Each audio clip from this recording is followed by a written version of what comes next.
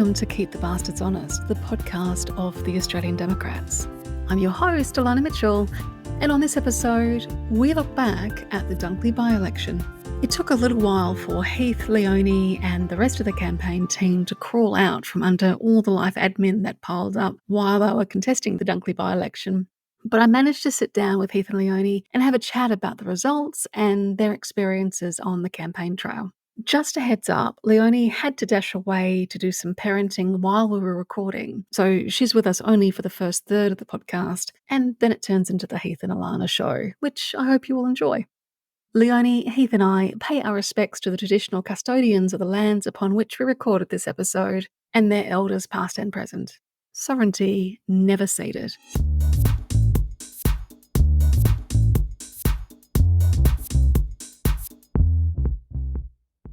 Thank you so much for coming back on to talk about the Dunkley by-election and how things went. It has been an insane few weeks, and I think it's taken a couple of weeks for all of us to just pick up the life admin from where we sort of dumped it hurriedly in a corner and went running off after Dunkley. Welcome back, Leonie and Heath. How you doing? Thank you, Elana. Thanks for having us back on. Yeah, and I think, as you said, yes, we all had to pick up our life admin and find a zen again post-campaign. The long weekend just gone, couldn't have come at a better time, really, to have a bit of an extra day in there. So, Leonie, your thoughts on Dunkley as a whole? Yeah, so look, it's an interesting and kind of a tricky by-election to judge anything against in some ways. So Peter Murphy passing away changes the dynamic, no doubt, in what happens for a by-election. It's an unusual by-election circumstance. For those who don't know, the Labor Party got back in, so we have a new Labor candidate in Jodie Bellier. It was, as by-elections tend to be, a sea of blue and red wherever we went, because the major parties are able to kind of ship all of their people in to hand out how to votes and to leaflet and to do the rest of it. So it was an interesting experience on both early polling and polling day, just how many blue and red T-shirts there were everywhere you looked. And you could also, I think one of the interesting dynamics on the polling stations was the look on people's faces, sadly, in our democracy coming through. And you could see this kind of, I just want to get through. Can you just part the ways and let me go and do what I don't really want to have to do again, but I'll go and do my duty. See you later.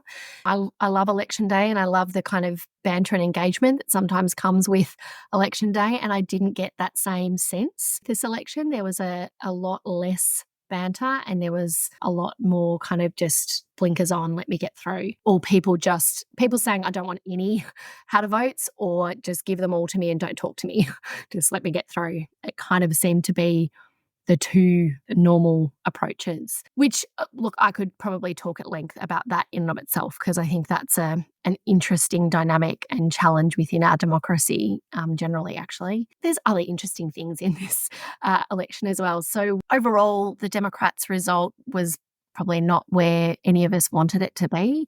We've all kind of made peace with that. And I think we've done a lot of dissecting as well of what it looked like. So we've celebrated the Seaford result, which is where Heath is from. So Seaford getting 9%, I think it was in the end, and absolutely bumping well ahead of the Greens. So the Greens went backwards quite significantly in this by-election, which was in and of itself quite interesting. So I think a 4-point turnaround backwards, which is interesting. Without making too much of the 9% in Seaford, I think we kind of need to remember that 9% in Seaford, because that isn't insignificant in all of this at all. It kind of gives that sense of, in what was for us, and I know I'm now shifting into a Democrat's piece about this, but what for us was at most a 4-week campaign. Realistically, it was closer to about 2 weeks by the time we had call flutes and leaflets ready, and within that 2-week period, obviously polling had already opened as well. So it was an incredibly short campaign and quite intense, and so therefore we were reliant on Heath's record in his community, which absolutely came through in those results in Seaford. Trying to get the message out there for any minor party is really tricky. And I heard a really great interview this morning on Radio National with Kate Chaney, who was talking about precisely this in terms of the challenge of what donations to political parties could or should look like and what changes are appropriate, and her frustration that the Labor Party at the moment, or the government, saying, well, we're not doing anything unless it's bipartisan supported, by the two major parties, because of course they're significantly impacted by it, and her frustration of saying, well, actually, you could do it as the government at the moment because you've got support from the crossbench in the lower house and the upper house to make changes on this front. But she also then had to acknowledge the significant support that she'd had from Climate 200 in being able to run the campaign that she did, and recognise the challenge for any independent or minor party in actually getting the message out there. So getting the message out there is just extraordinarily difficult. And this is not a Democrat specific thing in any way, shape, or form. If you watched any of the mainstream television, including the ABC, which I usually expect better of, but I'll come back to the ABC in a moment, actually, it was really just a two-party race. Like, it was all about the Liberal Party and the Labor Party. And we know chances are in any of these campaigns, that's going to be the result. But just because chances are that's what the result is, surely doesn't mean that we should bake it in every aspect, including the media. So if I go back to the ABC for a moment, I don't know whether the ABC were struggling to think about how best to approach it, because the list of other candidates was an interesting mix. We had the Socialists, we had the Libertarians, we had the Animal Justice Party, we had the Greens, and the Greens didn't get much of a look in really either, I've got to say. So even as a more major minor party, really it was focused on Liberal and Labor.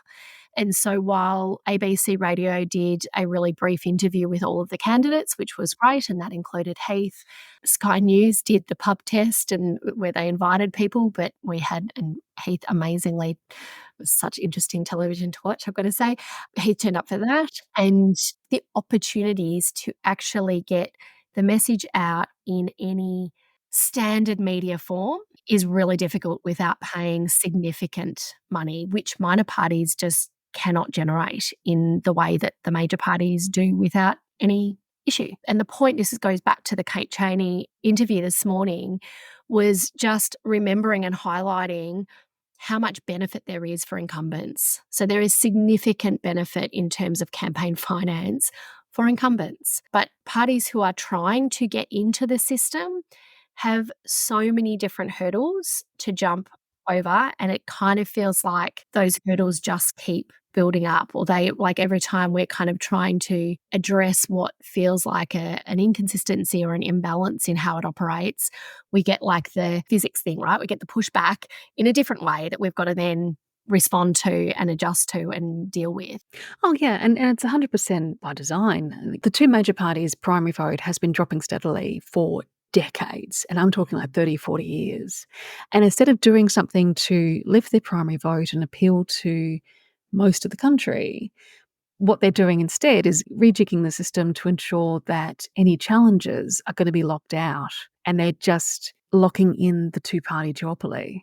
After every single federal election, they do a review and they rejig things to ensure that their hold on power is not just secure but tightened. And you can see in the stuff that Kate Chaney is talking about and that she's currently fighting against, which is tightening the rules around third-party donations to candidates. On the surface, it's designed to keep nut jobs like Clive Palmer from spending $20 million on getting one senator elected, because that is seen as highly undemocratic, which it is. But the happy side effect of that is ensuring that they're going to make it that much more difficult for the community independents to get re-elected because they get funding from Climate 200. Just to bring it back to the Dunkley post-mortem. So the really fascinating thing for me was that Labor's new candidate, Peter Murphy's heir apparent, was returned, which was excellent for Jodie. Congratulations. And it was really, really interesting because leading up to it, there did seem to be concern, not just from Labor, but I think within the electorate itself. And you guys would know this better than me because you're actually there. I'm on the other side of the country. Particularly, I think in that final week, there was genuine concern that Nathan Conroy and the Liberals would actually get up and win. But as it sort of shook out on the night, I mean, Jodie won really comfortably on primary vote, which again is rarer than people think. And while there was like roughly a 3.5% swing to Nathan Conroy and the Liberals, That didn't come out of Labor's vote. Labor's primary vote actually increased, only by a small margin. It was less than 1%, but it increased, which in itself is quite rare. All of the swing toward the Liberals came from the absence of people like United Australia and Clive Palmer. One Nation didn't run, and there were probably a few other fringe right-wing parties that also chose not to run. And so the people who in 2022 and prior elections possibly would have voted for One Nation or UAP in protest swung back to the Libs because they didn't have a lot of other choices. They had a genuinely really, really nutty right-wing person in Darren Bergwerf, the Independent, and they had the Libertarians, and that was kind of it.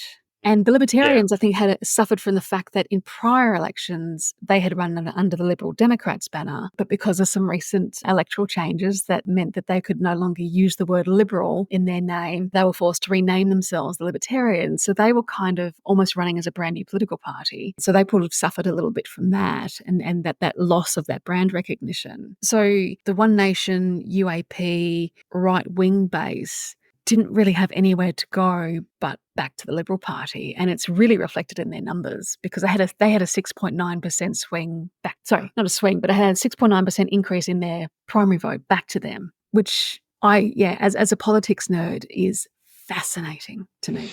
Yeah, and certainly I know I had a discussion with Darren Bergwerf before the election. He called up about, I think, talking about preferences, where I was pretty clear that we weren't going to play that game. But talking to Darren Bergwerf, he was expecting to pick up basically all of the One Nation and United Australia vote, and which would have got him to around about 10%. Instead, he got to about 4.5%.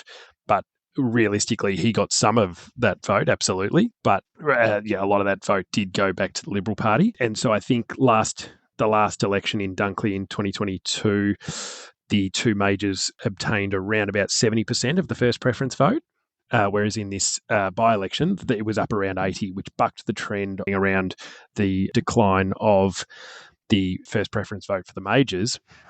And this goes back to what you were saying, Leonie, around the dynamic of a by-election where it was pitted one team versus the other. And, it was funny. We had the Liberal and Labor Party, it was all about sending messages to each other, right? So the Labor Party send Peter Dutton a message, and the Liberal Party send Albo a message. What is it? Life's not easy under Albanese and all. But it was just this shouting at each other, and the electorate kind of got dragged into that, which was disappointing from my own point of view. Even if I wasn't running, I'd find that disappointing, just because it would be great if, even if I don't agree with the minor parties that are running, it'd be good if we had have got a greater share of that. But it was interesting. And again, touching on what you said there, Leonie, around the ABC, I'm a massive fan of the ABC. It's 774 or 1026 is on my radio in the car. It's a lot of my news source is the ABC. I have a lot of respect for that as an organisation, but I was really disappointed with the lack of exposure they gave to any of the minor parties, rather. And I mentioned this to a couple of people, that it was a bit sad that we were relying on Sky News to offer that exposure to the minor parties that we weren't getting from the national broadcaster. So I just found that really. I found that I've never had a great aspiration to be on Sky News, but in the end that provided our best opportunity for some exposure, which I found really disappointing. And I certainly hope that when it comes time to the general election, that's altered a little bit, because there was such an acute focus on this by-election, and the fact that we didn't get that exposure was really disappointing, and it absolutely had an impact on the result. Because all of the minor parties, or the fact that the major party vote went up, that's driven very much by the by the media, and the fact, like you mentioned, that the joint was just crawling with blue and red T-shirts. I've never been involved in or closely witnessed a by-election that was just such a low regard for the individual going to vote.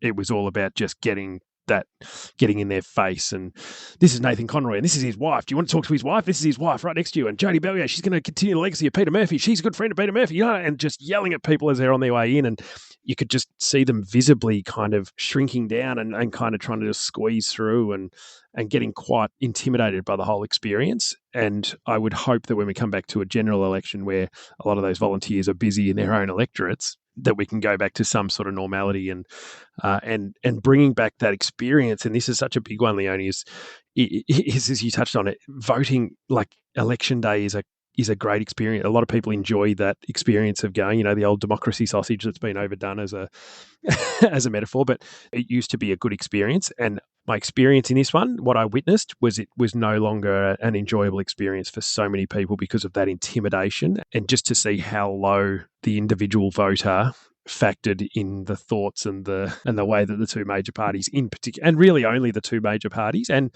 maybe one was one was worse than the other, but really the minor parties were fantastic. I enjoyed the interaction with them throughout the process.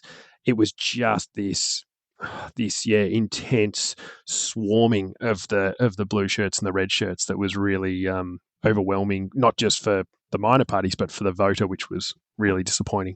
Yeah, and I wonder if it's because I have to admit, when I went down my Google Wikipedia rabbit hole prior to us starting this recording, it was really confronting to look at Dunkley as a whole and see the list of members that have held Dunkley and see Peter Murphy listed. Because on Wikipedia, it'll list why they left office.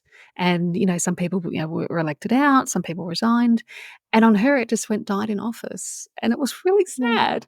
So I wonder if there was a bit of, I wouldn't say rage, but potentially irritation from both of the major parties that because she very tragically died in office, this was necessary. It wasn't like she chose to resign and there was something they could have planned for. Like, she died very unexpectedly. Because usually if someone's planning on resigning, the whole benefit of incumbency thing, your team would have some months to actually plan for the upcoming by-election and get all your ducks in order. But this one, because it, again, happened suddenly because of Peter's sudden death, I do wonder if a lot of that aggression and frustrations came through in the campaign itself.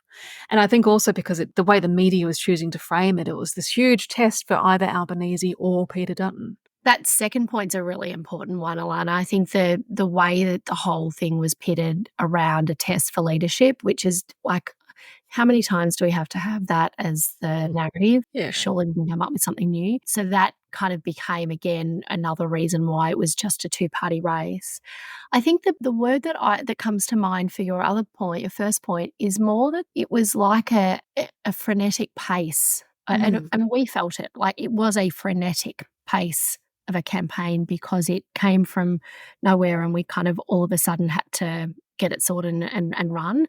And for the major parties, as you say, if they know they've got a by-election coming up, they've got that, like, that's planned well in advance. They know that person is stepping away. They've got their kind of all their ducks in a row. And so they're doing it in a very planful way, where it didn't come across actually for either party as a planful approach, because it wasn't. It was not planned. And we, even less planned for us, last 4 weeks, we had to just decide first and foremost whether we were going to run, whereas clearly the major parties were always going to run, but they had to quickly find a candidate and go, right, this is our candidate, what can we do? And so there was kind of a freneticism, is that the word? Like that, like that's the word that comes to mind in terms of this approach in forgetting the reason why they are really there and the reason that voters are coming in to vote. And so, as Heath was saying, it didn't feel like they were respecting that process. I suspect it's because they were kind of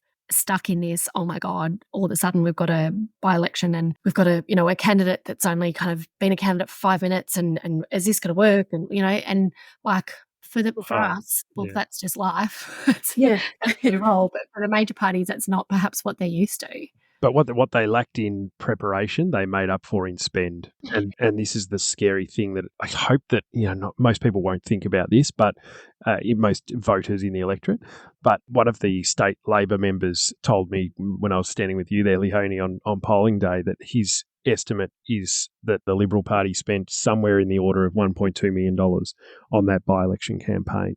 Now, and that's on top of what Advance Australia spent, which I think they were reporting that it was around about $275,000. So we're getting up to nearly $1.5 million on one by-election. Where does that money come from? Now, it's not taxpayer money, right? And that would be horrible if it was, and we wouldn't stand for that, right? But it's almost just as bad that money comes from donations, and this is, again, Kate Chaney and Monique Ryan and Zoe Daniel and others, the independents that are out there pushing for, and Zali Steggall, another one who's really hot on this at the moment, pushing for reform on the political donation ecosystem that exists. That money, that's obscene levels of money to throw at a by-election. Now, not to excuse the Labor Party, because I reckon they spent every bit of $500,000, probably more, in answer. But so there's maybe $2 million from the two major parties, right? And that's not an outlandish estimate. That's probably pretty realistic that it's at least $2 million. And now Australian Democrats rely on donations, but when you see the donations we're getting, it's grassroots level and it's valuable but smaller contributions. You don't get to $2 million to spend on a by-election with small grassroots contributions, right? And so you'd love to have a deep dive into where the money came from for that. And I hope that the electorate start to think about, okay, we all hated the core flutes everywhere. There was the trailers rolling around with Nathan Conroy's face on it. There was the Advance Australia ones with the big angry black and white photo of Albo and all this sort of thing. Like, there was a lot thrown at this. I really hope that people kind of go, okay, we don't like that. How has that come to pass? Well, it's because that we're allowing these political donations to pour in and pay for that exact purpose. And that in turn leads to the situation where we get an 80% first preference vote for the two major parties. So you have to take it right back to the start and go, if we can bust up that political donation, then all of a sudden they don't have so much money to throw at it, which means they can't throw as much of the material at this, which means they maybe find it harder to coordinate all this stuff, and then it's not such an intimidating thing for the voter and everyone gets along better.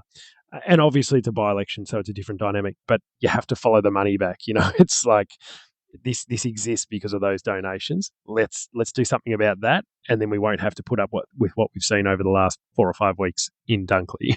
Yeah, I can guarantee that at least some of that money was actually taxpayer money, because the major parties get millions of dollars in taxpayer funding for contesting federal elections.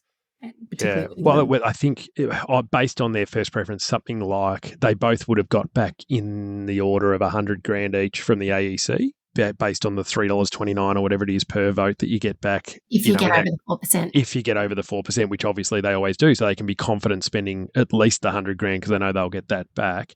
The other interesting point there, Elana, on the taxpayer money is one of our, Stephen Jago, who's one of our previous Senate candidates and a legend and did a lot of work. He spoke kindly, or spoke gently and measured in a measured way to Nathan Conroy, the Liberal candidate, and said, Nathan, who's paying for all these MPs to come to Dunkley and campaign? They're all flying in from interstate. Who's paying for that? Is that the taxpayer? Is that the Liberal Party?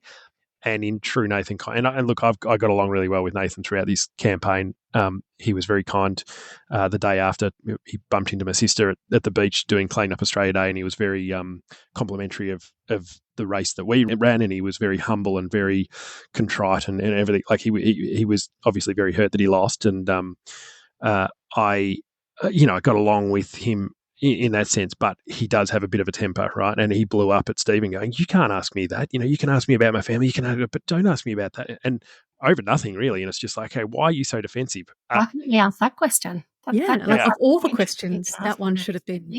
I was going to say, that one should have been fairer game than asking about Nathan's family. Yeah. But it was just the man who announced his wife's pregnancy live on national television. Yeah. I maybe I'm maybe a little bit dubious that she only whispered it to him as he got on stage, as he might have claimed. But anyway, we'll give people the benefit of the doubt, and good luck to them. And a good concession speech spin, perhaps. Yeah, I think so. But and look, his wife was lovely. I spoke with her, I think the day before, maybe the day before the election on pre-poll. When you look at it, it's like, okay, yeah, the taxpayer did foot the bill for some of this, and that's obscene. We've got to draw the line somewhere on that. I mean, when you said that, that $100,000 each would come from the AEC, well, the AEC is taxpayer funded. That's not AEC money, that's taxpayer money. Yeah. And you're quite right. So all of these MPs that flew in to campaign on behalf of either Jodie or Nathan, that probably would have been logged under electoral responsibilities. And what that means is that the taxpayer would have foot the bill for that. And this is the great, I hesitate to call it a rort, but it's It's kind of a rort. It's the great rort that both of the major parties and even the Greens probably do. It's kind of like rorting your work expenses, right? So, Heath, you travel a lot for work. So, as a hypothetical, if you're down in Tassie, you're catching up with Tasmanian Democrats and you went out for dinner. Not that I'm suggesting that you do this, but there would be a temptation to claim the cost of that dinner on your work expenses because you're traveling for work. And it's the same thing, but in a much larger scale with our politicians. So Susan Lee, she got in a huge amount of trouble because she was supposedly travelling on electoral matters, but went to Queensland and bought herself an investment property while she was at it, which apparently was a spur of the moment thing. And she suddenly decided to drop $500,000 off the. Oh, as if you've never bought an investment property while on a While work trip. travelling for work. Come on, get real. So the grift is on. I shouldn't so much call it a rort as I should call it a grift. The two majors, they have literally decades of form in making sure that they pare back every single expense they can and do it under the incumbency of either being in government or in opposition. And so the Liberal and Labor parties are not coughing up money for anything, which again is probably a whole other podcast. I know I feel like we barely scratched the surface, but you have to run away, don't you? I've got to jump off because I've got to go and do a dance pickup while my husband focuses on Carlton and their comeback, apparently. So, but I just want to say a couple of quick things in terms of perhaps a segue into the campaign from a Democrat's perspective. And I have said this internally, but I just want to say for anyone who hasn't heard this internally in terms of the division and those who've been involved in the campaign, but this campaign team and the division and also nationally people jumping in to assist was just the most joyful experience. As full on as the 4 weeks were, it was just an absolute joy to see how everyone just came together and did their particular bit. And the bit that I do say often, but we are only ever as good as our volunteers, and we are only ever as good as those who step in and say, I can do this. And it was just an amazing thing to see the people that were stepping in to say, well, I can do this. I think it was Stephen who described it as kind of feeling like a jigsaw puzzle where everyone was kind of bringing their particular unique strength to the team and to their campaign. And it all just came together beautifully. And so for anyone listening who hasn't previously been involved as a volunteer, I just encourage you to get in touch and just put your hand up and think about what it is that's your particular unique skill set that you might be able to bring to a campaign, because there is always something to be done. There is more work than we can kind of get done in any given day. But when people actually contribute in a way that says, this is what I can do and this is what I know, it just comes together beautifully. And that was the joy that I had. I just loved seeing all of that happen and seeing the energy that came from that. And because I have to wrap up and I have to jump off, and I have said this lots of times, but I'm going to say it again, thank you, Heath, because you put your life on hold for 4 weeks and navigated a new job and family and football club responsibilities and all of that, including work trips, as was mentioned before as well, whilst then doing everything that got thrown at you, including being on Sky News and ABC Radio and getting photo shoots done and delivering things at all hours of the day and night and having people turn up at your doorstep at all hours of the day and night to collect things. It was an absolute joy working with you. And as a number of us have said, you have very much become the kind of the standard of candidate that we will be looking for, because we can see what's really needed. We need people who are really well connected in their community and have that proven record, which you absolutely do. People who can talk policy, and you impressed so many people in your ability to kind of jump from different policy topics seamlessly and articulately and in a really nuanced way at times, which is really so much harder to do than just kind of banging on with 3 dot points. Well, that's all you've got to do every day, which seems to be what we often get from major parties. So all of those things to me is what has made you just such an amazing Democrats candidate and an absolute joy. So thank you for everyone who's listening. Clearly, I've also said this countless times, but I can't say it enough really, because we couldn't have done what we've done without you and with the energy that you brought and with your local connections. This was a local campaign, and it's such a different campaign to a Senate campaign, and that's what the Democrats are really comfortable with historically. This was really different and it was really quick, but somehow there was a lot that came together really, really well and a lot that we need to be proud of and celebrate. No, thank you. And it was an enjoyable experience. And yeah, again, I've said this quite a few times, but the experience of running, but not just running, but running for the Australian Democrats who are, and I wasn't actively involved. I was certainly a member for a long time, but not actively involved. And it's the people, isn't it, Leonie? Like the phone conversation you and I had at the very start of this process through to the Zoom meetings with the state membership base and then obviously the national executive when I've sort of met with everyone there and the volunteers. And I've mentioned John and Joanne Nen, who, these two great people that live in the electorate and were just so great. It's the people, right? That's the whole reason we do what we do is around people. And that's been just the most incredible thing in terms of the Australian Democrats is just,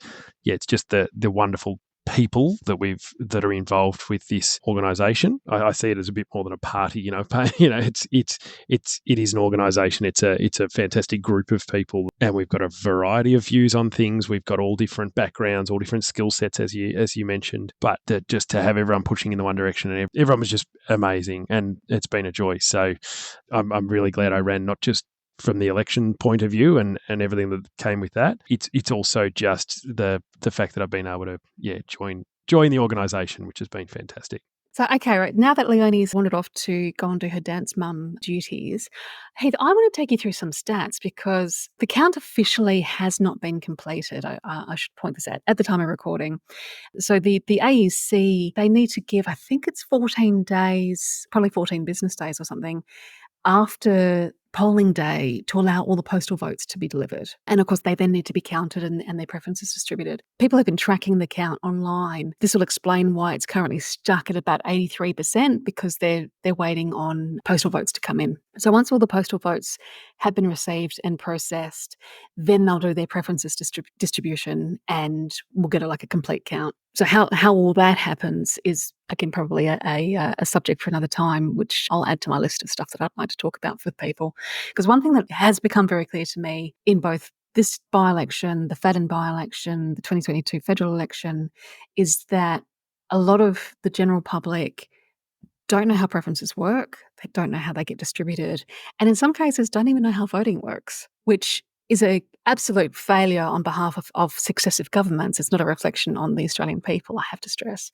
But that lack of education, that lack of civics education in the community, I think is something that needs to be addressed. And if the government won't do it because it serves their purposes to not, as we keep coming back to all the things that serve the purposes of the two majors, I think that's somewhere where the Australian Democrats can step up. But segue aside, so what I found fascinating is that, so we talked about the independent Darren Bergwerf, who of all of the non-major parties, and I'll include the Greens under that heading for the purposes of the count, he was the only one that cracked the 4% hurdle. And you were talking earlier about how he had expected to pick up a lot of the UAP and One Nation vote. And it turns out that he didn't. His primary vote, and these are only primary vote numbers, these are not preferences, I have to stress, but his primary vote only rose by 0.88%, so less than 1%. Yep. So he got basically next to nothing in terms he of might have picking got some vote. of the One Nation, for instance, but Yeah. The UAP vote probably went back to the Liberal Party. Yeah, but he got tiny, Yeah. it's a statistically irrelevant amount, just to sound bombastic about it, which I find fascinating. So he contested the 2019 election. That was the first time he contested as an independent. And so basically his primary vote has stayed kind of steady between those two elections. Actually, sorry, he didn't contest the 2019 election. He contested the 2022 election because I keep forgetting this was a by-election in 2024, wibbly-wobbly, timey-wimey stuff. And so he clearly has a base. He clearly has a firm base of people, but he's not grown his base but in the 2 years between 2022 and 2024. So that's super interesting. Animal Justice has been contesting Dunkley regularly. This was their fourth crack at Dunkley. Their primary vote also really steady. It increased by 0.99%. So again, less than 1%, statistically irrelevant. That probably came off the Greens vote. The Libertarians, very interesting. This is their third crack at Dunkley, so they have contested in the past under the banner of the Liberal Democrats. They actually lost this is even more statistically irrelevant, but their primary vote was down by 0.04%. So probably 100 votes, possibly less than that. So they were almost dead on, no change in their vote at all. So those were all the minor parties who have contested Dunkley in the past. And so kind of like Labor, their primary vote didn't change between 2022, 2024. So that I think is very, very interesting. Like the electorate seemed to, despite the whole send Albo message, send Dutton a message kind of thing, there seemed like a giant shrug from the electorate just going, you know what, if Peter Murphy here hadn't died, we wouldn't be here. We wouldn't be going through this charade. We just want to maintain the status quo. Yeah. So for the two parties that contested the Dunkley by-election, in the case of the Victorian Socialists for the very first time, and in the case of the Australian Democrats for the first time in 17 years. So the last time we contested Dunkley was in 2007, and I'll go down that particular rabbit hole in a second. Kevin 07. Yeah. Yes. So the Victorian Socialists, for the purposes of the count, basically went from zero. So their vote was up by 1.69%, which is the total amount of vote that they picked up.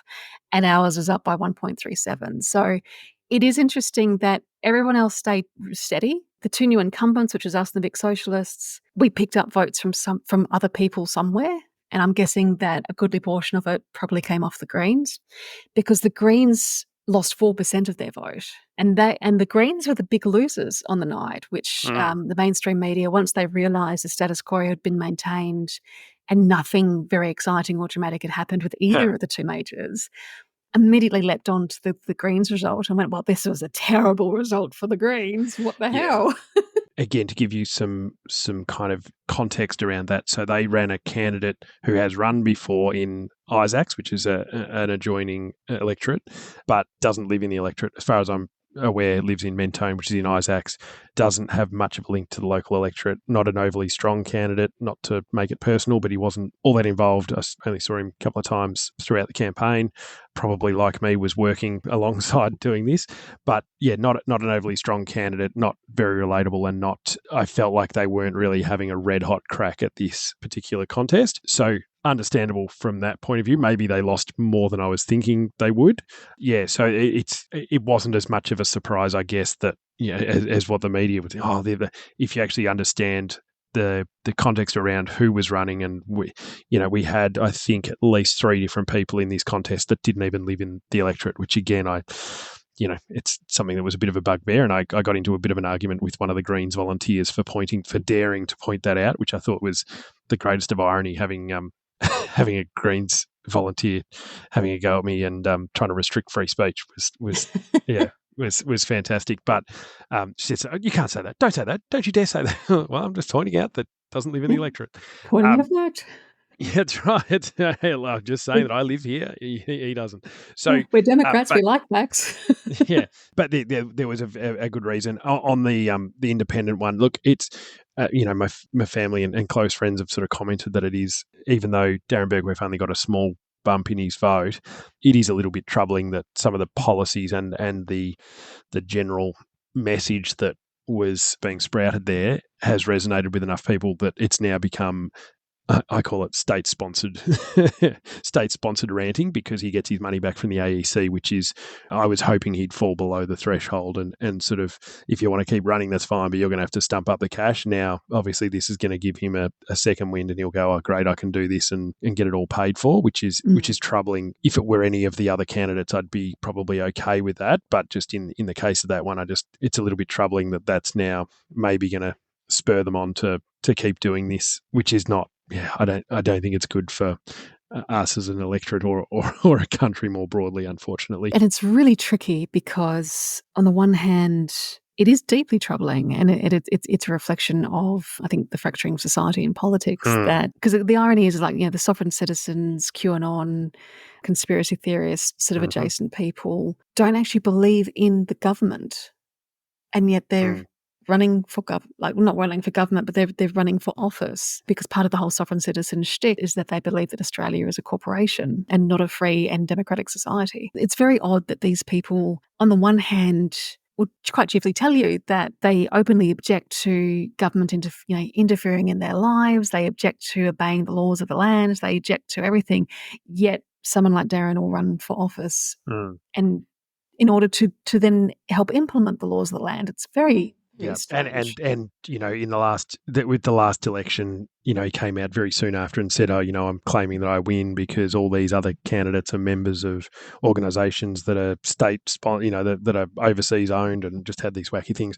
And to give you a bit more of an insight into the kind of ideas running through this particular gentleman's head, and maybe the broader supporter base that he has, I had a conversation with him briefly, trying to be polite, engaging, and sort of ended up backing away like Homer Simpson into the hedge kind of thing to get away, when he said that something along the lines of, and I've gone over this numerous times to think maybe I've misinterpreted this because it's kind of a bit wacky, but we were talking about the vaccine, for some reason, hell-bent on bringing this up over and over again, and something around that even if I lost my phone in the bush, they'd still be able to find me because the vaccine has put Bluetooth in my bloodstream. Now, anyone who understands anything about technology would understand that maybe that's not all that scientifically possible, but it just gives you an idea of the sort of things they're talking about, that it's just, it's just some stuff that we don't need, right? And that's the sad bit is that there are people that are so disenfranchised by the major parties and by others that they look for something like this. And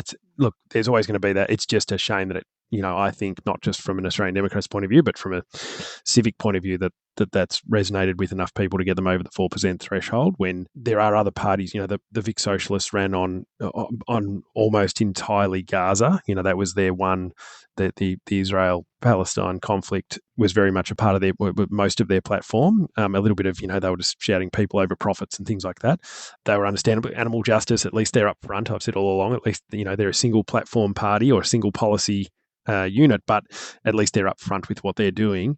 I've said on numerous occasions I really enjoyed the process of running with the Libertarian candidate Kristen Abrahams. She was a genuinely decent, fun person. She was very thoughtful at one moment when we had a bit of an issue with one of the major parties' volunteers, but just a genuinely decent person. So I would have been okay if she got over the 4%. I would have been wrapped for her. Albeit disappointed for myself, it would have been great. But yeah, the fact that the only independent/minor party that got over the line was that particular independent was a little bit disheartening. Mm. And the Victorian Socialists, I think, are possibly a little bit of an outlier in that they were running on a red hot topic, which was the Israel-Palestinian conflict. And so there is a subset of the electorate that would have latched onto that. But it was interesting, like basically everybody who did better than us, which is everybody, but there was a long history of them contesting in this electorate. Mm. So there was probably a certain amount of brand awareness. There was a certain amount of history there. And I mean, we've been absent from Dunkley for 17 years, so we were basically coming back in as a brand new contestant, so to speak. And so we didn't have any of that brand recognition. We didn't have, you weren't a known sort of presence in the electorate the way, even sort of running different candidates that the other parties had, their brands were still a known presence, whereas we were entirely absent. So I guess the tricky thing is, and I've had this a conversation a couple of times with friends who are like, but why can't we stop nutters like Darren Bergwerf from running for office? And I was like, well, it gets into the whole freedom of democracy thing. Just because I violently disagree with pretty much everything he stands for, which is why we placed him last in our head of vote card. He still has a right to contest an election and to put forward his ideas and let other people, decide one way or another whether or not they agree with him. Yeah, and look, I think I mentioned earlier about the conversation I had with him. I was walking around Kmart with my young bloke trying to find a birthday present or something, and I had a phone call from a strange number answered, and it was Darren Bergwerf, and talking about these preference deals and whatever else. And I know I was quite upfront, polite but upfront, and said, look, I'm not going to. I've already made it quite clear to the team that I'd like to see you last on our how to vote card, but I also told him, having said that, I respect your right to run. I wish you all the best for your own point of view. And that's absolutely everyone's right is to run, and wished him all the best, because that is, and look, that's part of the disappointment, I suppose, of the result was that resonated more with people, albeit they were a lot more organised. They had a lot more of a run up. They've run previously and in state elections, not just federal, so that they had a bit of an advantage there. And obviously they had that existing membership or that volunteer base to draw from, whereas mine was very last minute. There was reasons for all of it, but there was an explanation for it. But you would never try and stop anyone from running, because where's the line at that point? And we need to uphold the integrity of our voting system, of our democratic institutions, our democratic processes. And so you absolutely let people like that run. You just hope that they are rejected by the electorate on the ballot paper. And really, even though they'll be rapt that they got their election paid for, they're not going to be off to Canberra with 4% of the vote. So you just hope that that's kind of peaked, and that's the cap. But again, he'll run next time. And it's interesting, even talking about the media, Sky News made it very clear they didn't want him part of the show. A funny anecdote there, I was talking to the producer before the show, or days before the show when we were planning it. I said, look, what about this guy? And she said, look, we're not even going to invite him. We can't risk having crazy conspiracy theories on our network. I nearly choked on my cornflakes at that point, because I thought that's kind of your business model. But they sort of excluded him from that. And even that, you go, well, I was in this prism of going, okay, do you block these people or try and suppress their views? Or do you, as the old saying goes, enough rope to hang themselves? Do you give them the clear air and let people? Because I've no doubt that in that case, a percentage, maybe even 1% of that vote is from people coming in and saying, oh yeah, there's an independent, I'll put him one, not doing any research around it, just going, I'm not going to give any of the major parties, I'll just give a one to the independent, not knowing exactly what he stands for. And so you kind of, in that instance, you want him to get his views out there so people can see how abhorrent they are and make up their mind on that. Yeah, and I suspect that the ABC's value to platform most of the minor parties probably stems from a bit of that, and going, you know what, this is going to be a two-horse race. Because we know it's going to be a two-horse race, we might just focus on the two horses and just let everyone else just fade into the woodwork in order to prevent that. The irony of Sky News, of all people, deciding that there is a limit even for them on crazy conspiracy theory stuff that they want to broadcast is not lost on me. I can understand from a producing perspective that you would not want someone like Darren on your show, because he would be uncontrollable. It would make, in this case, it was Paul Murray, who probably has more in common with Darren than Paul Murray does with me. But I can understand from his perspective, trying to manage a personality like that in a public place like the pub, and try and keep what needed to be a very tightly, not scripted, but tightly controlled. There was a very strict format that they had to keep to time on. So I suspect from their perspective, it was trying to produce a show like that and not have this absolute wild card disrupting everything was probably a key consideration. But it is unfortunate that he then did not get to ventilate his views and reveal to everybody how absolutely abhorrent they were. He did turn up. I mean, he did try. He was in the audience and they asked him to leave. So, wow. Yeah, he turned up on the night as I suspected he would, and tried to hang around. And they said, no, you got to go. And he had a couple of people with him. And look, it's interesting, right? So I've had no end of jibes from friends around the fact that the whole show, they called me Mackenzie Heath instead of Heath Mackenzie. But that, and it's funny, right? I've lent into that, don't worry. And to their credit, I mentioned it after the show. Paul came up, after they cut to another package, he came up and thanked us. I said, you do realise you've been calling me the wrong name all night. He cut back out of the package and said, look, I've just got to clarify. And as one of the people in our party jokingly said, I'm the first person to ever get a correction and an apology out of Sky News when they've got it wrong. So I can wear that as a badge of honour for the rest of my life. But it showed you the lack of research, like that not only did Paul Murray get my name wrong the whole show, but no one was in his ear saying, oh, by the way, you've got that wrong. Like it was so, there was not a single person in an audience that were going to vote any way other than Liberal, right? Yeah. It was very clear. And, I had a conversation with a whole lot of those people before and after the show. It was a Liberal audience. And even before the show, in his kind of G up of the audience, he said something along the lines of, we need to come across as being a balanced audience. So just make, in other words, let's pretend we're not all Liberal voters. We need to give everyone respect. And they were very respectful of, he had to kind of, instigate the claps. He had to kind of, okay, round of applause for Mackenzie instead of her. And likewise with the Libertarian candidate, he kind of tried to encourage a bit of applause and a bit of love for us. Meanwhile, Nathan Conroy only had to open his mouth and they were a raucous standing ovation for anything he said, even if there was no substance to it. So we were up against it, right? They were really quick to have a go at Labor and the Greens for not turning up. And it's like, well, this is why, because like there are only 8 names on this bit of paper. Had you looked at anything to do with this election, you would have seen that my name was Heath Mackenzie. I'm not overly offended by it.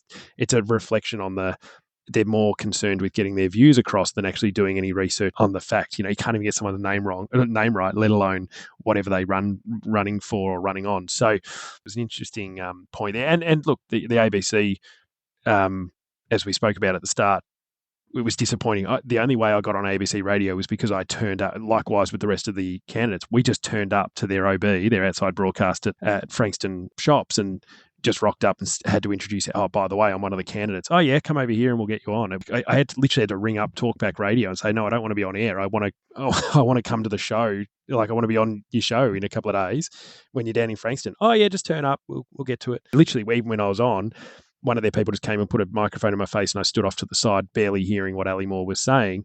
Meanwhile, the Liberal, Labor and Greens candidates had to sit down at the desk with Ali Moore. It's like, I get it. These guys, and look at the Greens. They only got what did they get? 2% more than Darren Bergwerth. You're giving them airtime. I get that there's a time limitation, but there was 3 or 4 weeks leading up to the election where they knew who was running. That's 4 weeks across all their shows that they could have at least given some time. I don't know they're a statewide or at least a citywide broadcaster, but there was enough focus on this that there was public interest there, and they could have done a bit more there. Over 4 weeks, a 5-minute interview with each of the minor parties. Twice a week, you could have covered them all.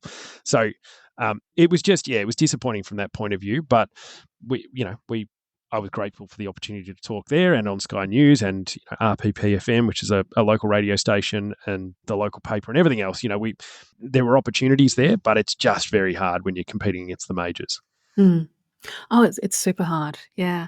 So speaking of competing against the majors, so I know that on paper, the fact that we got roughly 1.4% of the vote, and which translates to just over 1,200 votes. And again, this is primary votes. On paper, kind of looks disappointing, particularly because in the lead up to the election and because of the enormously positive response you were getting in the electorate, we were hopeful that we might crack that 4% barrier. So having hoped for that and then only gotten 1.4%, you'd on paper would be very, very disappointing. But as I said at the start of the episode, we last contested Dunkley in 2007, which was part of the Rudd slide.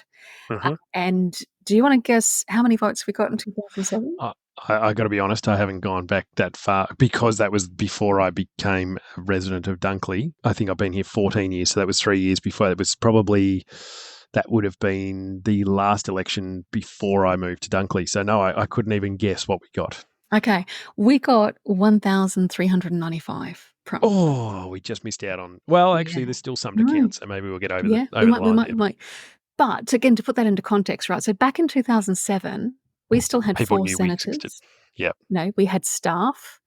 We had a national presence, and Lynn Allison, our national president, will tell you that even at the height of our power, we held balance of power. We were negotiating all sorts of stuff with various governments. It was incredibly difficult to get media attention. And back in, we had 8 senators and were literally, influencing the path the country was going down. It was so hard to break through that 2-party media sort of embargo. So we got almost 1,400 votes at a time when we had 4 senators left. We still had a national profile. We still actually had access to the media. We were a parliamentary party. We had staff. We had funding. We had a bit of taxpayer funding. And we had a presence. And we had contested Dunkley in the 2004 election. We contested it in 2001. We contested it in 1998. So we had that history, that presence, that awareness in Dunkley. Yeah. And we did that. So for you to go from literally 0, you decided, I think, like a week before registrations for that for the election closed. As you said, you left your run very, very late. So we endorsed you literally days before registration closed.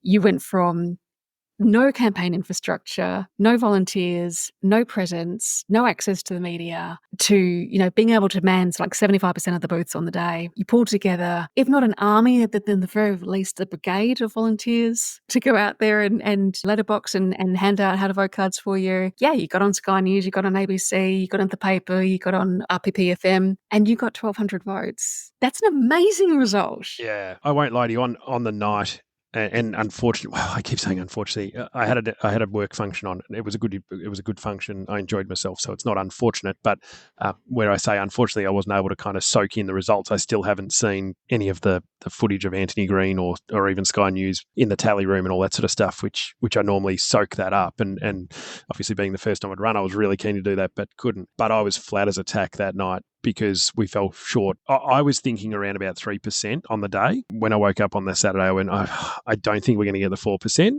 but I think about 3%. And look, all of this is secondary. The primary objective here was to remind people, as you say, to remind people that we are still around, and we did that in spades, right?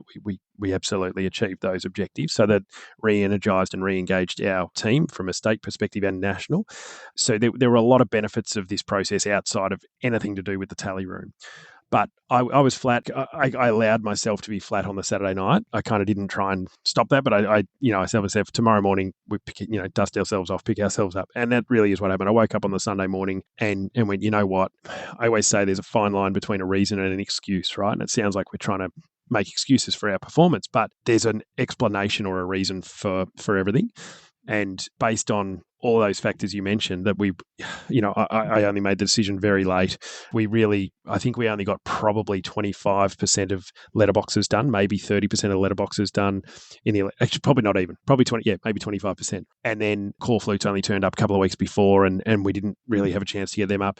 Even, the polling booths, we covered 75%, but probably we only had someone there all day on probably 50% of the booths.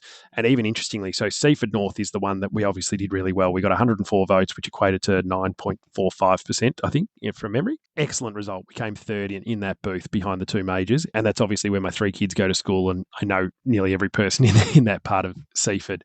Now, a kilometre up the road and probably closer to my house than Seaford North is Seaford Primary. I had a friend there manning that booth for a short time during the day, but we got, I think, something like 30-something votes.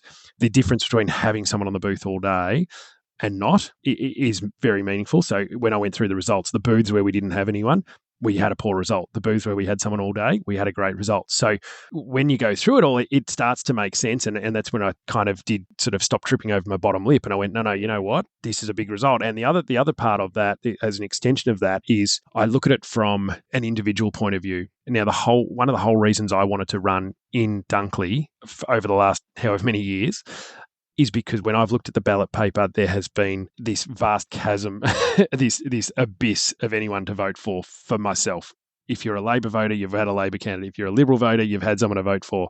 If you're a Greens voter, you've had someone. But for myself, there hasn't been an attractive candidate. There are 1,200 people that I like to think a large percentage of those, even if they were friends of mine, they have felt good about who they were voting for.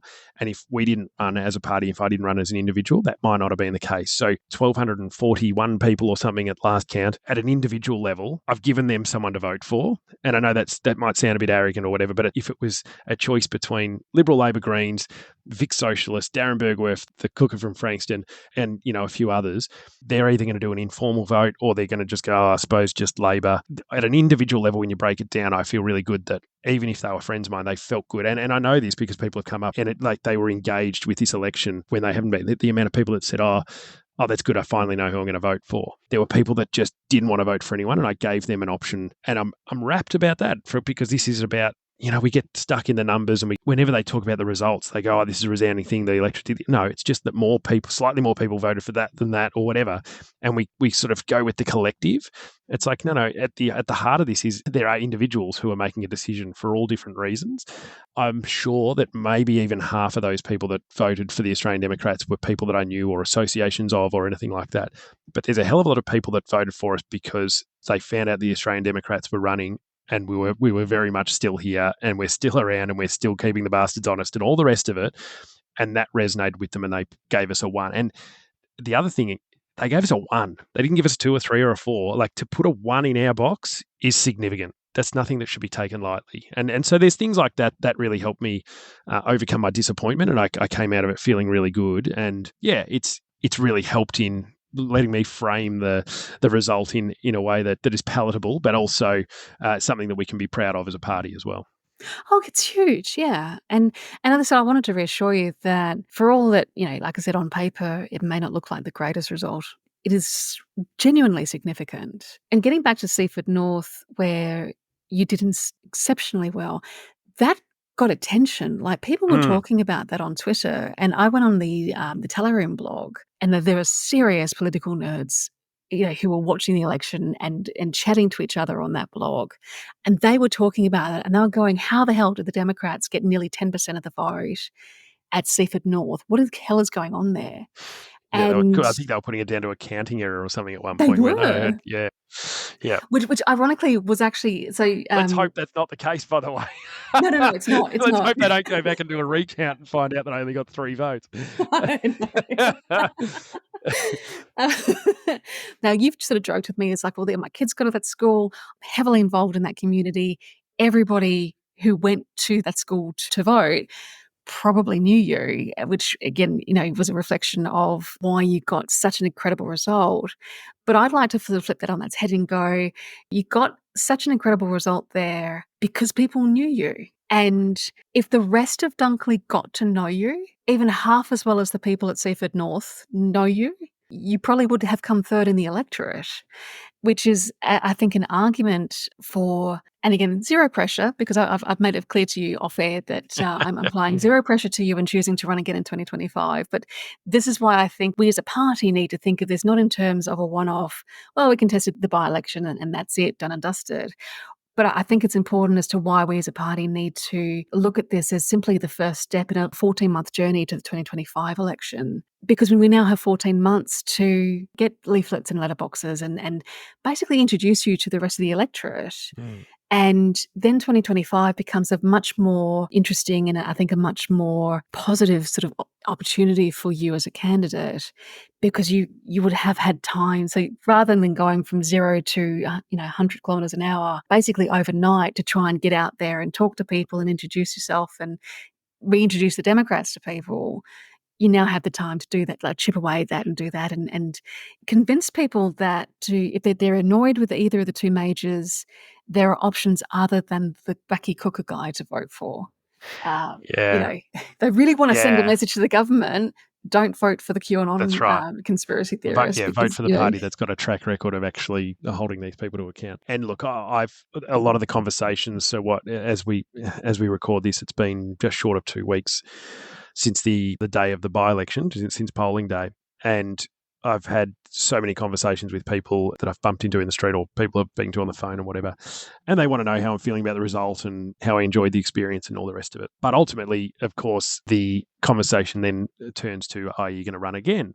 And I've been really cautious not to say yes or no. I sort of just said, look, I don't know. And I've not only just not saying it, I was really holding off even thinking about that, because I wanted to soak in, like, this is an opportunity that I really value quite highly. I want to make that really clear, and I've said that, but I hope that people understand this is, this wasn't just, that was a fun month. This was something that is very dear to me, this opportunity, and something that I value really highly, and something that will stay with me forever. And I didn't want to just pass it off as, this is just a stepping stone to 2025. That was good, but it's all about the next. I wanted to really soak it in and really feel the experience. And that includes feeling the heartache of Saturday night when I didn't hit the mark that I thought. It's, feeling the disappointment in the major parties and how they operate in a by-election. But now, obviously time has gone on a little bit now, and I go, okay, as the dust settles, you start to, and it's not that I start thinking about 2025 as such. I see Peter Dutton coming out and really going hard on the nuclear debate, right? And I go, okay, this is really grinding my gears, right? As a big fan of renewable energy and someone who lives and breathes it, and go, okay. And then they talk about the fuel efficiency standards, and I start taking a deeper look into that, which I did a video about during the election. Jody Bellier wins the by-election and he's now the candidate-elect for Dunkley. And we ran really hard on gambling reform, and I saw the Labor Party, and I called it distasteful, which I think is probably it's the best way I've found of summing up the way they operated on this particular message, which was, this chick was friends with the chick that you really liked that died, so vote for her, right? And I know that sounds really crude and crass, but that is very much what they were running with. And I found that really hard to take. And I didn't know Peter Murphy. I've been clear about that. Had a huge amount of respect for Peter Murphy. I've spoken to someone who worked in her office since, really lovely person, Jella, I think her name was, and lovely lady, and hopefully Jodie picks her up as someone to work in her office again. And I could see the pain in her eyes around losing Peter as a person and as a friend. Had like this weird resemblance to Peter Murphy, which was interesting. But you could see that there was a person at the heart of this. And I think about Peter's partner, who I assume, I hope that he's kind of engaged enough with the Labor Party that he didn't find offence at the way they were running that. What absolutely grinds my gears is talking about Peter Murphy's legacy whilst doing absolutely nothing with the 31 recommendations out of the report that Peter Murphy led in Canberra into gambling harm, and still sprouting that it's all about Peter Murphy's legacy. And so when I sit here as no longer a candidate of Dunkley, and I go, Jodie Bellier is going to go in, as I mentioned in a video, she's going to go in as a backbencher. She's going to have no influence in the party, and nothing's going to happen with that report. It's lit this fire in my belly, and I go, oh. And so that leads me to go, okay, I kind of have to go through this process in 2025 because there's still so many things. Not enough has changed. Getting 1.45% of the vote or whatever we got, it hasn't changed enough of, we haven't had the impact that we wanted, which we got the exposure, but we haven't had the impact in terms of forcing change and holding this government to account. It's very easy to be critical of the opposition as well, because some of the things they're sprouting are just terrible. But this government, there are things that are there that they are doing really badly, and they're not being held to account. And so that kind of gets me going. And I start thinking, okay, what does that look like? And the other side of that is just we've rattled off all the reasons/excuses for our lower than expected result. And you go, I'd love to have the opportunity of having a run when we've got time, when we've got some preparation, we've got a bit more of a structure. I've already had numerous people get in touch and say, oh, look, next time I'd love to be involved. It looked really interesting. Can I do something? And I've already got a whole lot of people that are going to help me out. And I had a lot of help in this one, which we'll touch on. But there are so many things. I didn't get to hand out my first how to vote card until like 9:30 or something on election morning, because I was still running around putting up core flutes and things like that, right? That's just the nature of being a minor party. So I'd love to have a crack when we've got a bit more of a structure there and I can focus on being the candidate of an election rather than a by-election without the swamping of Labor and Liberal shirts. Now, obviously, there's a whole lot of water to go under the bridge yet in terms of finishing this by-election and having the votes finalised, the counting finalised. It's not my decision whether I run for the Australian Democrats. Ultimately, it's a party decision, and there's strategic directions that need to be considered and all that sort of thing. But at this point in time, I'm looking at it going, yes, I have to at least consider that as an option and try and get it out of my system, which I might never. I might be sitting here as a 70-year-old man going, oh, keep the bastards honest, Yeah, one day. Yeah, but and so that burns on me. So I also want to see where we can take this whole show in terms of the Australian Democrats, because when standing on polling booths and people were talking about, oh, you guys are still around. And even at one point I said, keep the bastards honest, as I handed the card out, which I didn't overuse throughout the campaign, but every now and then I'd throw it out. And someone sort of looked at me out the side, side of their eyes and, oh, you're still rolling with that, are you? And I said, look, unfortunately, it's as relevant, if not more relevant, than in 1977 when Don Chipp first started saying it. So when it's not relevant to hold these guys to account, we'll stop saying it. But at the moment, it resonates and it's still relevant.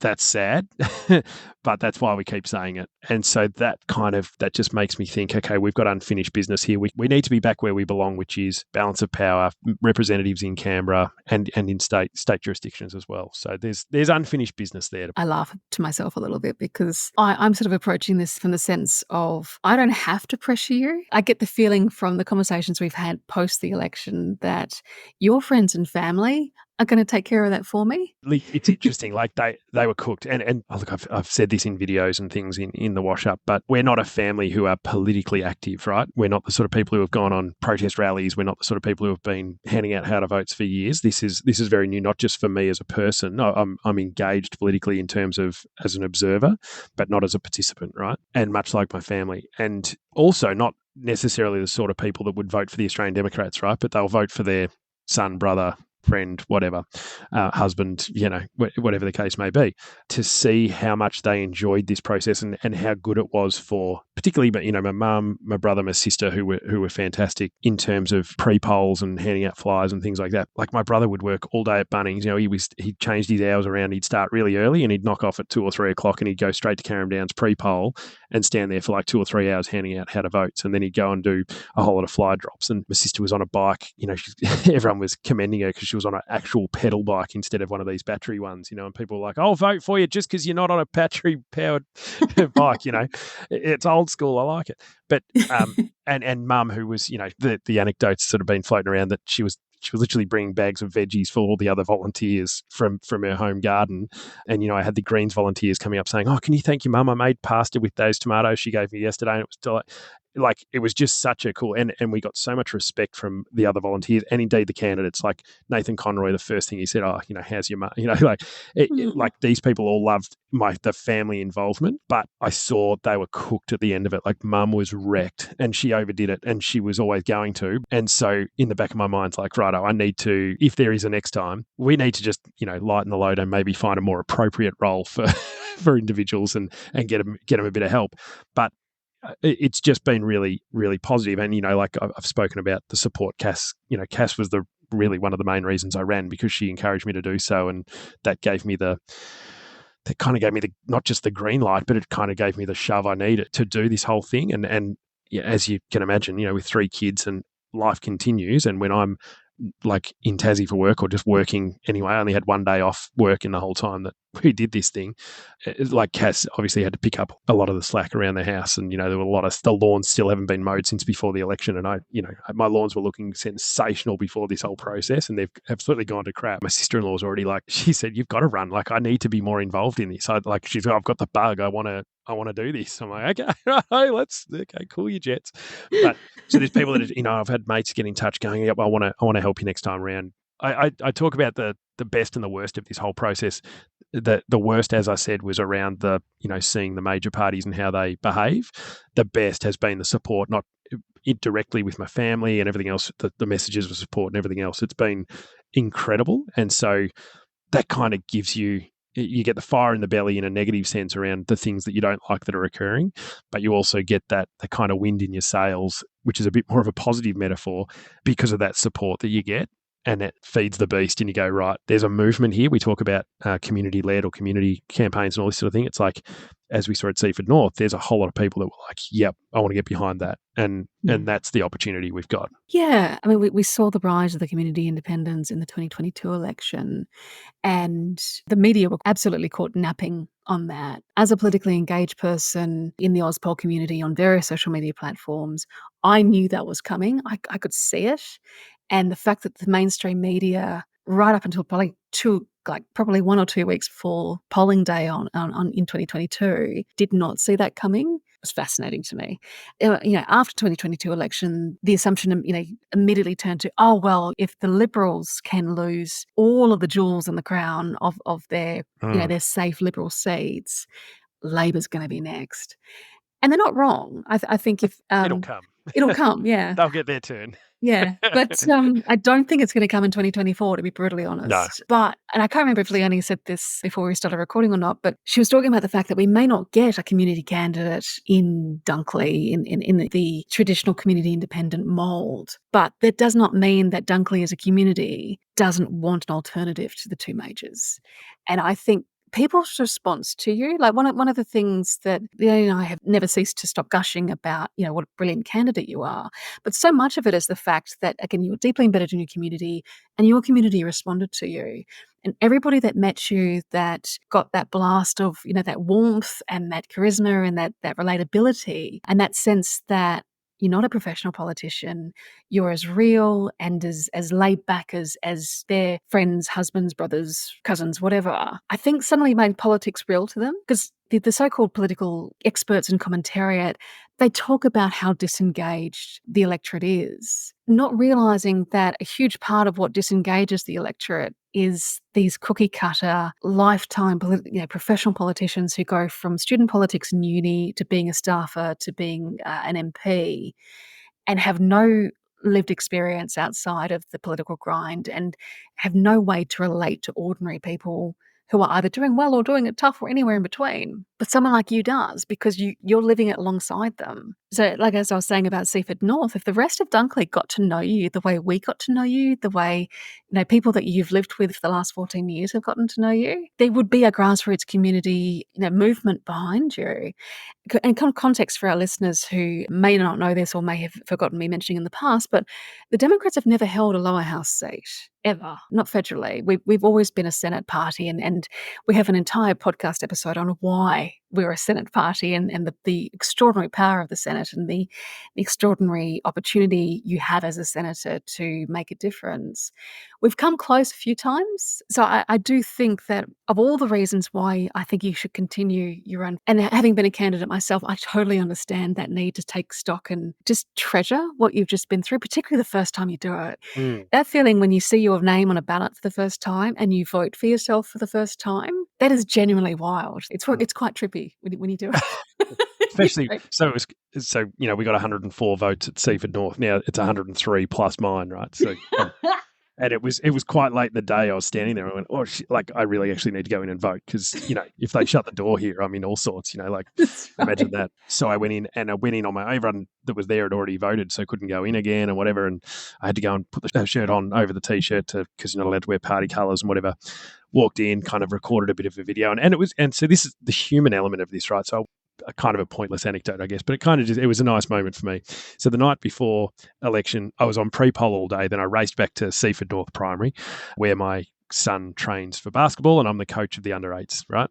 So we're training away and doing all that. I've still got my Democrats T-shirt on from the pre-poll, and towards the end of our training session, a guy walks in and goes, oh, what time do you finish? I go, we're just about done, but there is another one. There's someone else training, and this panic goes over his face. He goes, well, I'm the coordinator of the booth for tomorrow. I need to start setting up. And I'm like, yeah, it's all good, mate. Like, I'll have a chat. I said, if you're happy to just have one half, they can train down one half and then you can just set up the other half. He'll only be here for half an hour, 45 minutes, all good. Anyway, left at that. He was like, oh yeah, thanks, no worries. Anyway, go in there the next day. You turn up and the guy says, "Oh, yeah, booth number, the desk number 2 or whatever it is." So you walk up to the young woman on the desk and said, "Hi, how you going?" She goes, "Oh, your name, please." And I said, "Oh, yeah, Heath McKenzie." And I said, "Oh, look, it's a little bit exciting for me. This is the first time I'm ever voting for myself." She looked up and she had sort of beaming smile. She went, "Oh my God, really?" And I said, "Yeah, you're probably not going to get that again today. That's the first time someone's walked up and said, 'Oh, by the way, I'm one of the 8 names on the bit of paper you keep handing people.'" And it was this nice moment of this whole day she's there, and then it was nice for her. She probably went home and went, "Oh, one of the people on the ballot paper actually." So I thought, that's why I mentioned it. It was like that could make her day. She's had a hard day sitting there for 8 hours or 9 hours, whatever it is, 10 hours, however long they're open. And here's someone saying this. And anyway, I go and do a little video of me filling out the card, and I went over to the ballot box and said, "I'm voting for myself here. Would you mind taking a photo?" And the woman there just kind of panics and goes, "I don't know if we're allowed." And she calls over the coordinator of the booth, which of course is this guy from last night. And he comes over. I said, "Oh, mate, how'd you," and had a chat to him about setting up. And so straight away it was disarming. And he's like, "Oh, yeah." And it was just this weird kind of situation and he's like, "Yeah, no worries. As long as there's no one in the background, go for it." It was just that nice connection. It was like, yeah, this is the thing. This is the important of being the local candidate. It's like, this is a great example of that, where this isn't just a polling booth for me. This is where I was coaching basketball last night. This is where I come to watch my kids at assembly. And I do want to touch on this. So I've had some great news on a political front. I might not have gone as well as I would have liked, but my eldest son earlier this week was he won the battle for environmental captain at his school. He's now in grade 6. And my middle child told me tonight that he got, I guess they call it class captain for the junior school council as well. So I've kind of inspired the political drive in them, and they're having a lot more success than I did. So we're celebrating them. So even though I'm disappointed about the 1.3 or 4% that I got, at least my kids are bringing home the chockies for us, which is nice. See, look, you can't let your kids be more politically successful than you. This is, I love it. Run again. Yeah, it's gold. But there's such a brilliant anecdote because you don't know when and how being nice to someone on the campaign trail can pay off for you. Yeah, and there's so many good people. We had. I wish I remembered his name, but the guy that was the supervisor for the 3 AEC pre-poll booths, lovely gentleman in his, I suppose in his 60s, maybe late 60s, and white hair, white beard, just a nice, friendly demeanour, right? No, I kept seeing him and I always said hello and had a chat to him. And he was involved in the fly fishing club down at Devil Bend, and he told me that it's stocked with, rainbow trout, brown trout, like things that I didn't know, right? Been in that area for a long time, never knew things about it. Anyway, morning of the election, I've turned up at like 5 o'clock in the morning, and of course, every fence on every polling booth is covered with Liberal or Labor, not just core flutes, but there's that plastic wrap where they just roll it over the whole fence. And I said, mate, I've got this issue, what do I do here? And he's like, well, yeah, there's nothing to say they can't do it. And I said, well, can I just put mine over the top? And he's like, I can't see why not.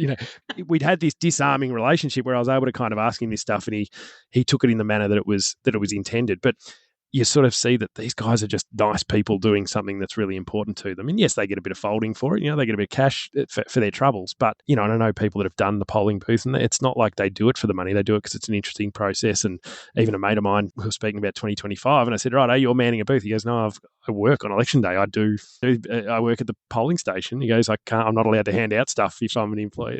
So I know the people doing it, they're good people. And that's the nice part of this whole process. Yes, we saw the ugly side of it, but there's also a really nice side of it, which is those guys that just work really hard on the day and uphold this really important institution that is our democratic system. And that's brilliant. I remember when I was registering as a candidate for the Senate, and we had to go into the AEC office in the city.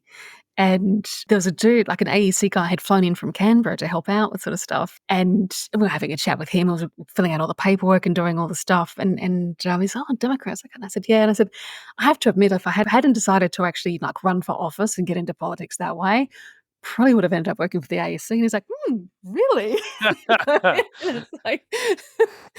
And it's like in that human element of the AEC. I mean, whoever runs their social media is a dead set national treasure, because the nonsense they have to put up with, and the patience that they have to do to answer both like genuine questions and stupid questions that they get asked, and particularly the rise of misinformation and disinformation and just outright conspiracy theories that they've got to contend with now. My heart breaks for them, because it's one thing for us as a social media team to have to put up with people crawling out of the woodwork and throwing the GST back in our face, but for the AEC to be having to deal with the concept that Australia is a corporation.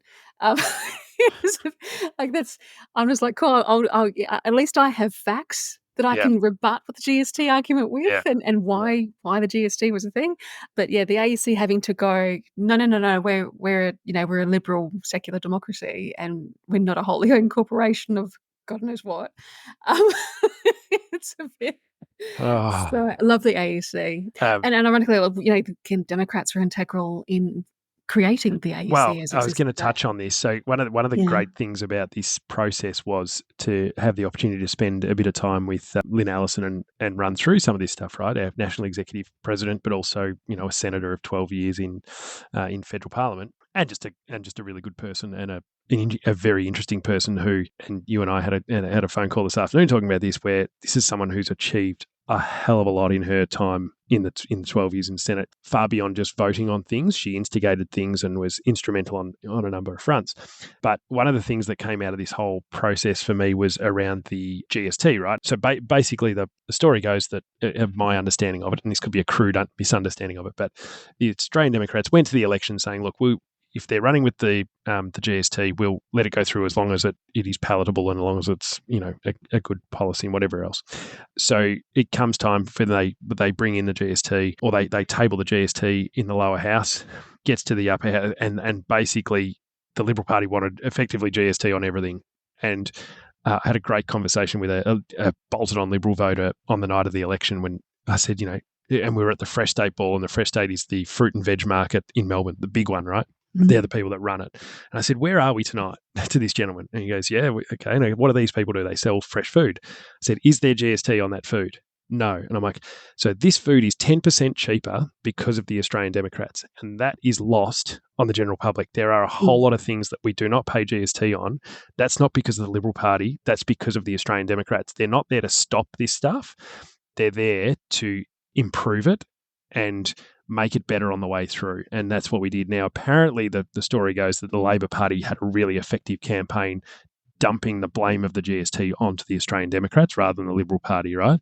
And that really impacted, it was effective and it worked, and it really, set us back to the point now where we don't have anyone representing a party in any parliament in Australia. But I'm loving that the fact that there's this misunderstanding around, no, it's not, and Meg Lee's obviously cops a bit of the flack for that. And it's like, what needs to be understood is a minor party or someone with the balance of power, which we had for a long time, they're not there to just say no to everything. That's Peter Dutton's job. Mm-hmm. They're not there to say no to everything. They're there to improve legislation on its way through. And I feel like that's, as I say, when I talk about the fire in the belly or the wind in our sails, that's what it's about. It's like we need to get to a point where we're back there again. And I don't think the Greens are doing this effectively. I think the independents are doing a great job of this, but even though it's maybe not effective, and again, this is the difference between the lower house and upper house. A lot of these teal independents are in the lower house and they're not getting they're working really hard on these reforms. So they're not getting it through because they don't have the balance of power as such. Mm. And that's the importance of having the balance of power where you can actually get meaningful change. And it was, that's been a really good thing, learning the historical context around these things. And it gave me a much greater respect for the Australian Democrats coming off a high base. But I liked the story even more after hearing that. Oh, yeah. I mean, and chatting to Lynn is always amazing. I mean, apart from the fact that she's completely fascinating, again, warm, brilliant person, she will just casually drop stuff into conversation.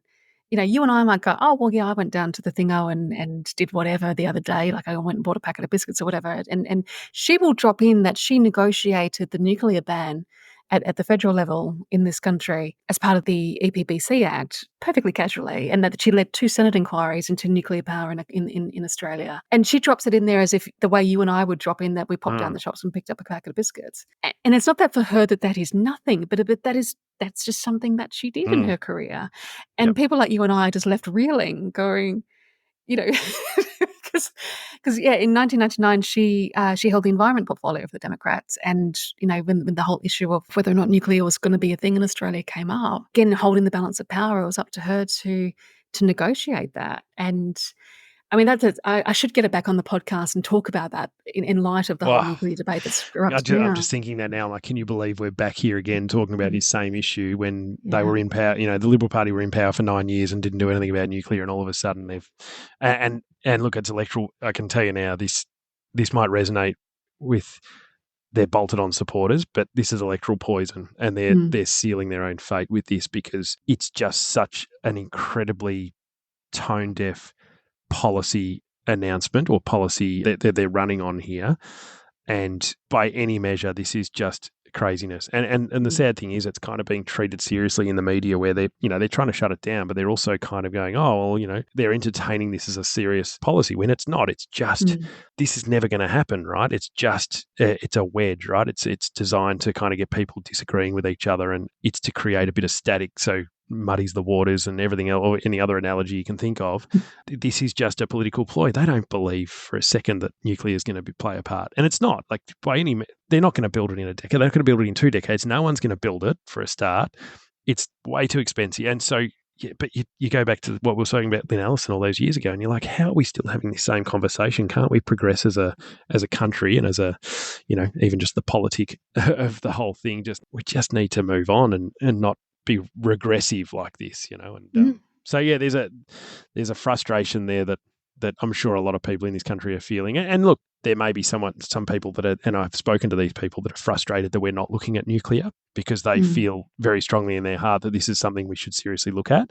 And this is the problem with these debates, is that ultimately, I feel very strongly, and I'm sure you do and others, that this is something that just needs to be put to bed because it's not a viable. It is just a delay tactic, and it's sad that we're even having this conversation, but alas, that's just the world we live in. Oh, yeah. My fellow Vice President, Graham Elder, wrote a brilliant piece because he was greatly intrigued by this whole nuclear small modular reactor thing. And being a curious person, just went, well, I don't know what any of that means. I want to know more about it. And so rather than just go and sate his own curiosity, he just went, well, I'm going to go drill into this and write a bit about it for the party, which I then turned into a podcast that dropped this week. But the thing that gets me is it was the Liberals that introduced the ban on nuclear in the first place. In 2007, I think in the lead up to, this might be a walk of shame because I can't remember if it was the Rudd government that did this or if it was one of the final acts, the Howard government. But Ziggy Switkowski, who used to be I think he was either the chairman or the CEO of Telstra back in the 2000s. So again, not a socialist hippie, very, very much the opposite thereof. They engaged him to do a review of nuclear power and its feasibility in Australia. And he reported back and said, yeah, it's totally feasible, but only if you introduce a carbon price.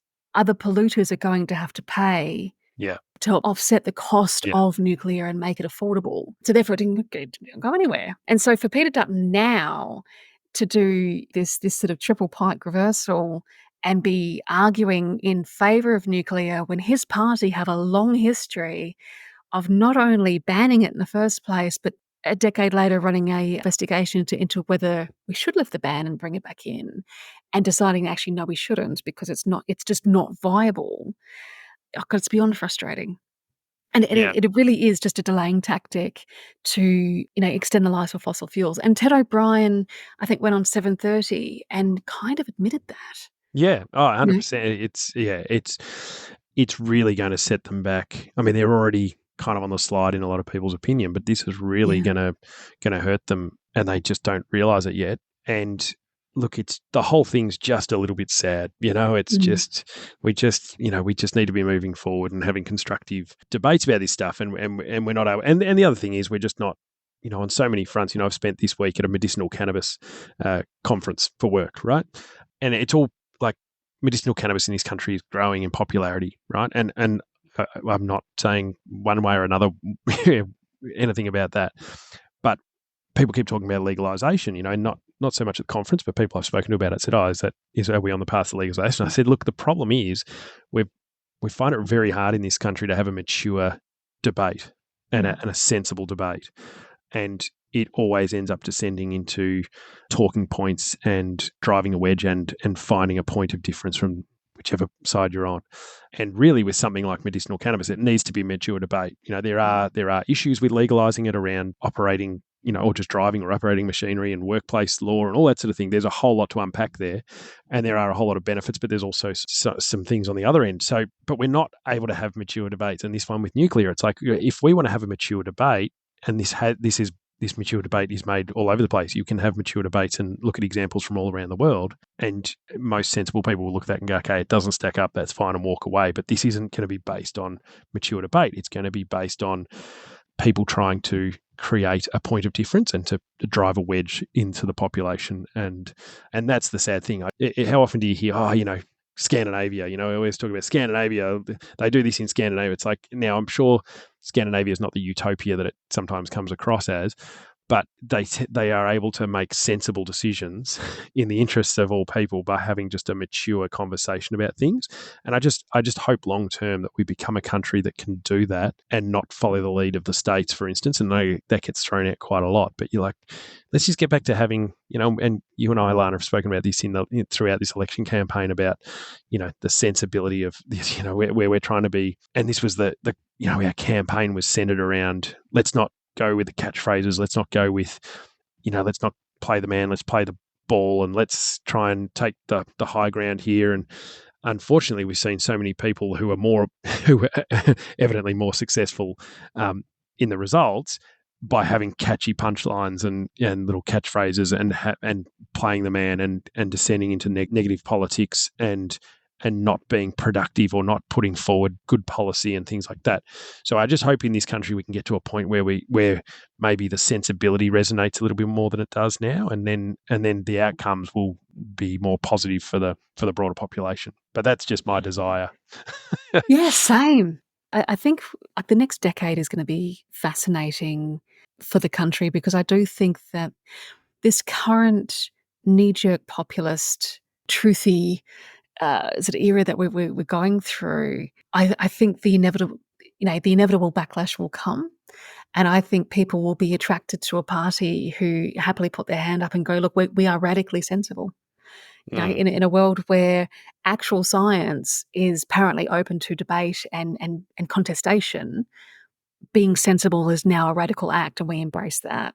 And I think there was a time, and people go, oh, the media cycle has changed, like, the 24/7 media cycle and this and that and change.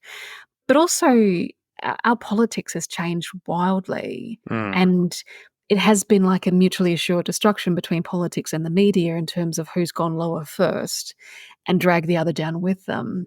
And I've said a number of times in this podcast, I do not think it is a coincidence that the standard of our politics has slowly decayed, probably not even slowly, has rapidly decayed ever since the Democrats left Parliament, because that whole sensible debate thing that we talk about seems to have left the building along with us. Mhm. You know, when Lynn turned off the lights in our party room for the last time and walked out the door, I think sensible debate walked out with her.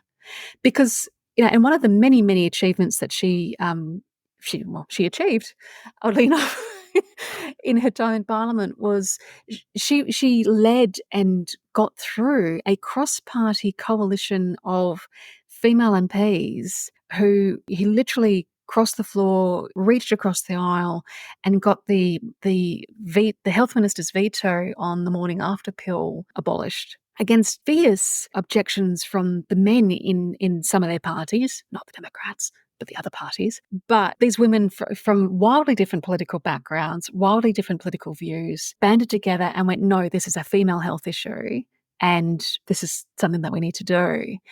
And you would not see that happen in today's parliament. I remember one of the fallouts from Dunkley was a federal Liberal MP. I think she's a first-term Liberal MP, and I forget her name, but I think she holds the electorate next door to Dunkley and next door to Jodie, and she posted a selfie. Zoe McKenzie, yeah. Thank you. Yes, Yeah. Zoe McKenzie. So she was Flinders as the seat, I think. Yeah. Yes. So she very, very graciously congratulated Jodie on her win and posted a selfie of them together and said, you know, looking forward to working with her in the parliament. And her own party absolutely lost their minds and basically called her a traitor to their cause. Someone was actually quoted as saying, like, but we're at war at Labor. What are you doing congratulating Jodie on her win?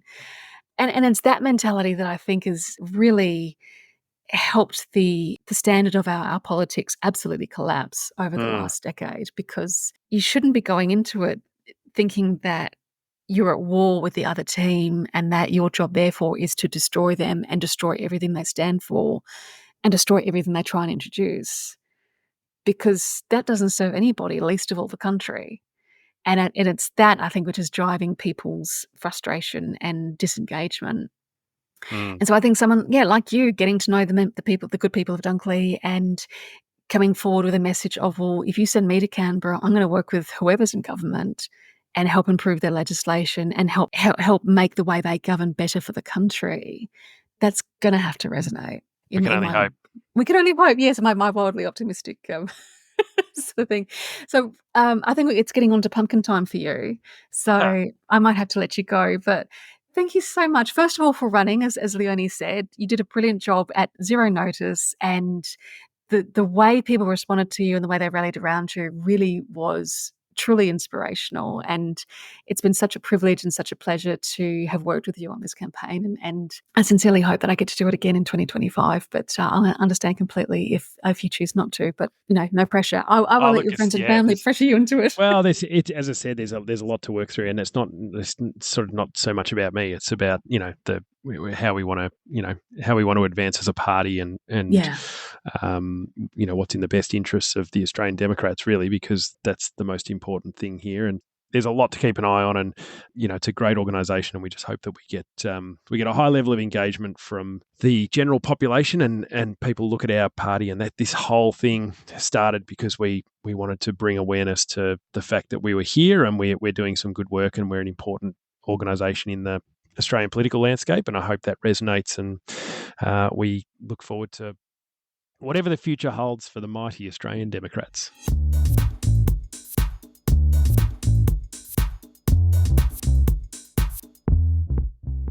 So here's a harsh truth. Political activism is hard, really hard, and it takes time, sometimes a long time. Based on our results and the fact that we were outmanned, outspent, and generally outgunned in a by-election that no one anticipated having to contest, you may well ask why we bothered. And the answer is, it was important to turn up. It was important to take the opportunity to engage with the political discourse. Because anyone being eligible to run for office is a crucial tenet of our democracy. It absolutely suits the purposes of the legacy parties for there to be no other contenders outside of the coalition and the Labor Party. They'd love nothing more than to rearrange our democracy to ensure that you could only vote for red or blue. But the same way that having only 2 major airlines or 2 major supermarket chains or 4 major banks does not make a dynamic and innovative and thriving marketplace, a 2-party political system does not make for a diverse and thriving democracy. If you're frustrated by both the major parties and you want an alternative, it's important for parties like the Democrats to turn up and give you someone to vote for. It's how momentum is built. What appeared to be a sudden, overnight success of the community independents in the 2022 election was built on years and years of political activism. Zali Steggall would not have taken Warringah from Tony Abbott in 2019 if James Matheson had not run as an independent in that electorate before her. Allegra Spender would not have taken Wentworth if Karen Phelps hadn't been there and done that first. We're in the middle of a generational shift in the political environment and political discourse, the likes of which we've not seen since the Democrats were formed back in 1977. Interacting with that is a lot of very complex chickens that will be coming home to roost over the next 5 to 10 years. Chickens that were mostly hatched by the 2 legacy parties during their various stints in government. It's going to become increasingly important to have political representatives in Parliament who are not beholden to either of the major parties or their donors and lobbyists. After all, someone's got to keep the bastards honest. Keep the Bastards Honest is brought to you by the Australian Democrats. This episode was edited and produced by me, Elana Mitchell. If you'd like to keep in touch, you can find us on Facebook, the platform formerly known as Twitter, LinkedIn, Instagram, Threads, Blue Sky, Spoutable, YouTube, and TikTok by searching for Australian Democrats. And you can see what we stand for, what we value, and what our policy positions are at our website at democrats.org.au. Email us at info@democrats.org.au. Until next time, thanks for listening.